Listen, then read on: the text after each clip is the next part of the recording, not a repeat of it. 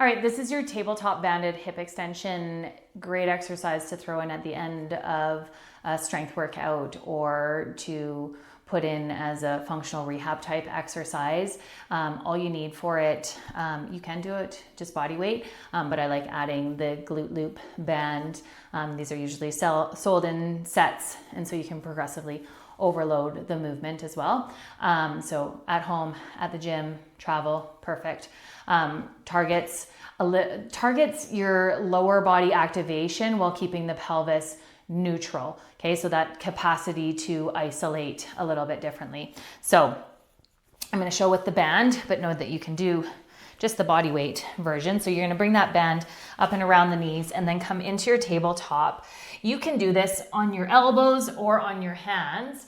That is up to you. I find if you're on the hands, there's definitely more tendency to kind of sag. So you want to make sure that you have those shoulders set nice and neutral, and your spine, that's the other common mistake, is the spine can get a little bit saggy. So we want to make sure that you're holding that neutral spine.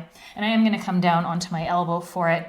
What I like to do is kind of lock the band underneath the side that's not moving, and then on the side that's moving, it stays up above the knee. So it's underneath my knee on the side that's going to be stabilizing. And then from there, you're driving straight up towards the ceiling without dropping into your spine. So keep that nice and neutral. Try to get it up to that extended position, and then you can tap back down.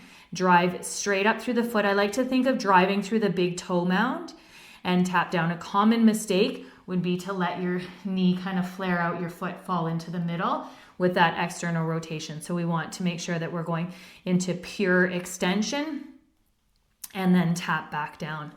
Okay. Super easy exercise to throw in.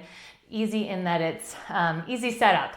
Can be really challenging if you're doing it correctly and very mindfully, but super convenient one to throw in at the end of your workout, or like I said, just as a rehab type tool as part of your kind of ongoing daily kind of practice. So this exercise teaches the body to move through the hip joint while keeping the pelvis relatively stable. Many people compensate for limited hip movement by borrowing that motion from the low back. And we want to develop awareness and control in that space so we can improve upon movement efficiency and help distribute load more effectively throughout the system as a whole.